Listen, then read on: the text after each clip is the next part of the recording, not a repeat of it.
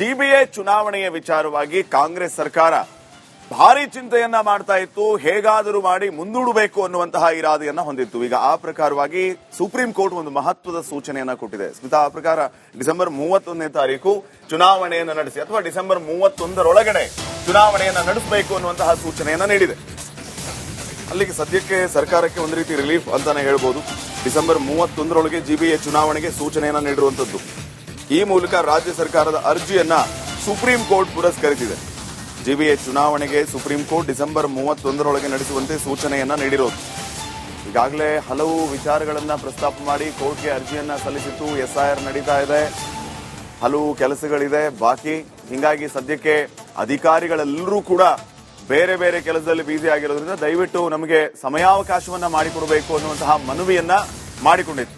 ಆ ಪ್ರಕಾರವಾಗಿ ಈಗ ಸಿಬಿಐ ಚುನಾವಣೆಗೆ ಸುಪ್ರೀಂ ಕೋರ್ಟ್ ಸೂಚಿಸಿದೆ ಡಿಸೆಂಬರ್ 31ರೊಳಗೆ ನಡೆಸುವಂತೆ. ಈ ಮೂಲಕ ರಾಜ್ಯ ಸರ್ಕಾರದ ಅರ್ಜಿಯನ್ನ ಸುಪ್ರೀಂ ಕೋರ್ಟ್ ಪುರಸ್ಕರಿಸಿದೆ.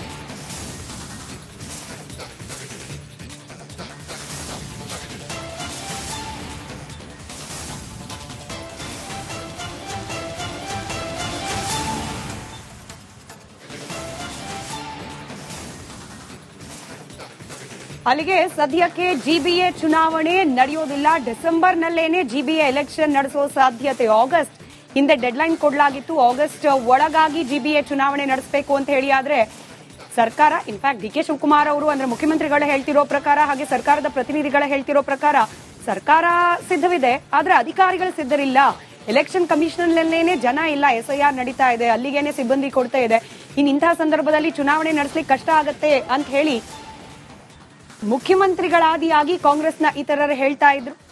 ಇದೀಗ ಅಧಿಕಾರಿಗಳ ಕಡೆಯಿಂದ, ಅರ್ಥಾತ್ ಸರ್ಕಾರದ ಕಡೆಯಿಂದ ಸಲ್ಲಿಕೆಯಾಗಿದ್ದ ಅರ್ಜಿಯನ್ನ ಪುರಸ್ಕರಿಸಿದೆ. ಆದ್ರೆ ಡಿಸೆಂಬರ್ 31 ಅಂತಿಮ ಗಡುವು.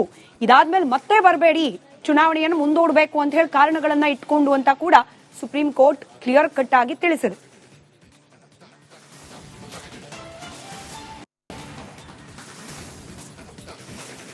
ಮತ್ತಷ್ಟು ಡೀಟೇಲ್ಸ್ನೊಂದಿಗೆ ನಮ್ಮ ಪ್ರತಿನಿಧಿ ಅಭಿಷೇಕ್ ಜೈಶಂಕರ್ ನೇರ ಸಂಪರ್ಕದಲ್ಲಿದ್ದಾರೆ. ಅಭಿಷೇಕ್, ಡಿಸೆಂಬರ್ 31ರ ತನಕ ಕಾಲಾವಕಾಶ ಕೋರಿ ಅರ್ಜಿ ಸಲ್ಲಿಸಲಾಗಿತ್ತು, ಅದನ್ನು ಪುರಸ್ಕರಿಸಿದೆ ಕೋರ್ಟ್. ಬಟ್ ಇದೇ ಅಂತಿಮ ಗಡುವು ಅಂತ ಕೂಡ ಹೇಳಿದೆ ಅನ್ನೋ ಮಾಹಿತಿ, ಬೇರೆನೆಲ್ಲ ಅಪ್ಡೇಟ್ಸ್ ಇದೆ ಕೋರ್ಟ್ನ ಈ ಆದೇಶದ ಬಗ್ಗೆ?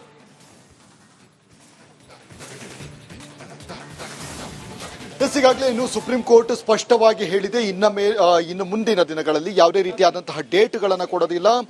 ಡಿಸೆಂಬರ್ 31ನೇ ತಾರೀಕು ಏನಿದೆ ಅದರ ಒಳಗಡೆ ನೀವು ನಡೆಸಲೇಬೇಕು. ನಂತರದ ದಿನಗಳಲ್ಲಿ ಅದರ ಬೇರೆ ಇದೆ, ಅಂದ್ರೆ ನಾನು ಕೇಸು ಕೂಡ ತೆಗೆದುಕೊಳ್ಳೋದಿಲ್ಲ ಮತ್ತು ಇದರ ಬಗ್ಗೆ ಮತ್ತೊಂದು ಅರ್ಜಿಗಳನ್ನು ಸ್ವೀಕೃತಿ ಮಾಡುವಂತಹ ಇದು ಕೂಡ ಆಗೋದಿಲ್ಲ, ಸಾಧ್ಯ ಆಗೋದಿಲ್ಲ. ಹೀಗಾಗಿ ಸದ್ಯ ಸಾಕಷ್ಟು ಬಾರಿ ನಿಮಗೆ ಒಂದು ಗಡುವನ್ನ ಕೊಟ್ಟಿದ್ದೀನಿ, ಆದ್ರೆ ಅದು ಯಾವುದನ್ನು ಕೂಡ ನೀವು ಇದು ಮಾಡ್ತಾ ಇಲ್ಲ. ಆದ್ರೆ ಈಗ ಸಕಾರಣಗಳನ್ನ ನೀಡಿ ನೀವು ಮುಂದಕ್ಕೆ ತಳ್ತಾನೆ ಇದ್ದೀರಿ. ಇದಕ್ಕೆ ಕಾರಣಗಳೇನು ಅಂತ ಹೇಳಿ ಒಂದು ಸ್ಪಷ್ಟವಾಗಿ ಕೇಳುವಂತಹ ಒಂದು ಕೆಲಸಗಳನ್ನು ಕೂಡ ಮಾಡಿದೆ. ಅದೇ ರೀತಿಯಾಗಿ ಆಗಸ್ಟ್ಗೆ ಈಗಾಗಲೇ ಒಂದು ಗಡುವನ್ನ ಅಂದ್ರೆ ನೀಡಲಾಗಿತ್ತು, ಅದರ ಒಳಗಡೆ ಮಾಡದೇ ಇರೋದಕ್ಕೆ ನಿಮಗೆ ಕಾರಣಗಳೇನು ಅಂತ ಹೇಳಿ ಅವರಿಂದ ಒಂದು ಸ್ಪಷ್ಟನೆಯನ್ನ ತೆಗೆದುಕೊಳ್ಳುವಂತಹ ಒಂದು ಕೆಲಸಗಳನ್ನು ಕೂಡ ಸುಪ್ರೀಂ ಕೋರ್ಟ್ ಮಾಡಿತ್ತು. ಹೀಗಾಗಿ ಈ ವೇಳೆ ಸಾಕಷ್ಟು ಅಂದ್ರೆ ಎಸ್ಐಆರ್ ಕೆಲಸಗಳಿದೆ ಮತ್ತು ಇನ್ನಿತರ ಕೆಲಸಗಳು ಏನು ಇದೆ ಅದೆಲ್ಲವೂ ಕೂಡ ರನ್ನಿಂಗ್ ನಲ್ಲಿರುವಂತಹ ಒಂದು ಕಾರಣದಿಂದಾಗಿ ಸಿಬ್ಬಂದಿಗಳ ಕೊರತೆ ಇದೆ ಮತ್ತು ನಮಗೆ ಬೇಕಾದಂತಹ ಎಲ್ಲವೂ ಸಿದ್ಧತೆಗಳನ್ನು ನಾವೆಲ್ಲವೂ ಕೂಡ ರೆಡಿ ಇದ್ದೀವಿ. ಅಂದ್ರೆ ರಾಜಕಾರಣಿಗಳು ನಾವೆಲ್ಲವೂ ಕೂಡ ರೆಡಿ ಇದ್ದೀವಿ, ಯಾವುದೇ ರೀತಿಯಾದಂತಹ ಸಮಸ್ಯೆ ಇಲ್ಲ. ಆದ್ರೆ ಆನ್ ಫೀಲ್ಡ್ ನಲ್ಲಿ ವರ್ಕ್ ಮಾಡುವಂತಹ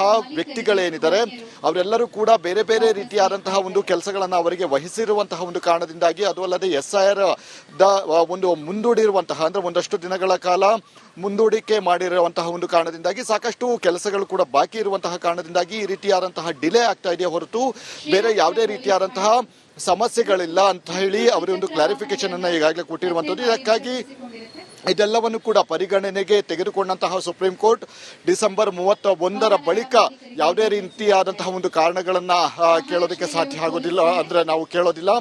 ನಂತರ ದಿನಗಳಲ್ಲಿ ನಾವು ಏನು ಯಾವ ರೀತಿಯಾದ ಒಂದು ಆದೇಶವನ್ನ ನೀಡ್ತೀವೋ ಅದನ್ನ ನೀವು ಪಾಲಿಸಲೇಬೇಕು ಅಂತ ಹೇಳಿ ಒಂದು ರೀತಿಯಾಗಿ ಗರಂ ಆಗಿರುವಂತದ್ದು. ಯಾಕಂದ್ರೆ ಇಷ್ಟು ಬಾರಿ ಅಂದ್ರೆ 3-4 ಬಾರಿ ಒಂದು ಗಡುವನ್ನು ನೀಡಿದ್ರು ಕೂಡ ಯಾವುದೇ ರೀತಿಯಾದಂತಹ ಒಂದು ಒಂದು ಇದಾಗಿಲ್ಲ, ಅಂದ್ರೆ GPA ಚುನಾವಣೆಗಳು ಕೂಡ ಆಗಿಲ್ಲ ಮತ್ತು ಅದಕ್ಕೆ ಸಾಕಷ್ಟು ಪ್ರತಿ ಬಾರಿ ಬಂದಂತಹ ಸಂದರ್ಭದಲ್ಲಿ ಕೂಡ ಹಲವು ಕಾರಣಗಳನ್ನ ಹೇಳುತ್ತಿರುವಂತಹ ಕಾರಣದಿಂದಾಗಿ ಸುಪ್ರೀಂ ಕೋರ್ಟ್ ಸಹಜವಾಗಿ ಇದರ ಬಗ್ಗೆ ಒಂದು ಬೇಸರವನ್ನ ವ್ಯಕ್ತಪಡಿಸಿತ್ತು. ಹೀಗಾಗಿ ಸದ್ಯ 31ರ ಒಳಗಡೆ GBA ಎಲೆಕ್ಷನ್ ನಡೆಯುತ್ತಾ ಅನ್ನುವಂಥದ್ದು ಕೂಡ ಇಲ್ಲಿ ಕುತೂಹಲಕ್ಕೆ ಕಾರಣವಾಗಿದೆ. ಯಾಕಂದ್ರೆ ಕೋರ್ಟ್ನ ಆದೇಶವನ್ನು ಉಲ್ಲಂಘನೆ ಮಾಡಿದ್ರೆ ಮತ್ತೆ ಇದೇನಾದರೂ ಇದು ಮಾಡಿದಂತಹ ಸಂದರ್ಭದಲ್ಲಿ ಸಹಜವಾಗಿಯೇ ಕೋರ್ಟ್ ಆಫ್ ನ್ಯಾಯಾಂಗ ನಿಂದನೆ ಕೆಲಸಗಳಾಗುತ್ತೆ. ಹೀಗಾಗಿ ಸದ್ಯ ಈ ಒಂದು ಹಿನ್ನೆಲೆಯಲ್ಲಿ, ಅಂದ್ರೆ ಈ ಒಂದು ಆದೇಶದ ಹಿನ್ನೆಲೆಯಲ್ಲಿ ರಾಜ್ಯ ಸರ್ಕಾರ ಯಾವ ರೀತಿಯಾದಂತಹ ಒಂದು ಸಿದ್ಧತೆಗಳನ್ನ ಮುಂದಿನ ದಿನಗಳಲ್ಲಿ ಮಾಡಿಕೊಳ್ಳುತ್ತೆ ಅನ್ನುವಂಥದ್ದು ಕಾದು ನೋಡಬೇಕಾಗಿದೆ. ಸ್ಮಿತಾ. ಧನ್ಯವಾದ ಅಭಿಷೇಕ್ ಮಾಹಿತಿಗಾಗಿ.